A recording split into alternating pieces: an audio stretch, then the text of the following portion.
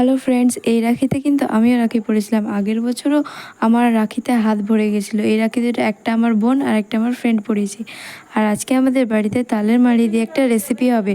এটা হচ্ছে আটা আর খাবার সোডা আছে, ওতে একটু কালো জিরে দেওয়া হয়েছে।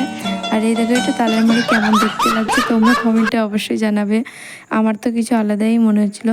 তারপর আটার সাথে এটা ভালো করে মিশিয়ে নিলাম। আর তারপর এটাকে বড় বড় করে বেলে তারপর ওটাকে একটা গ্লাস বা গোল কিছু দিয়ে কেটে নিলাম। মানে আমরা গ্লাস দিয়ে কেটেছি, তোমরা যে কোনো কিছু দিয়ে কাটতে পারো। আর তারপর এগুলোকে গরম তেলে ভেজে নিতে হবে খুব ভালো করে। আর দেখো আমাদেরও কিন্তু ভাজা হয়ে গেছে প্রায়। তো এগুলোকে ভেজে একটা শুকনো জায়গায় রেখে দিলাম।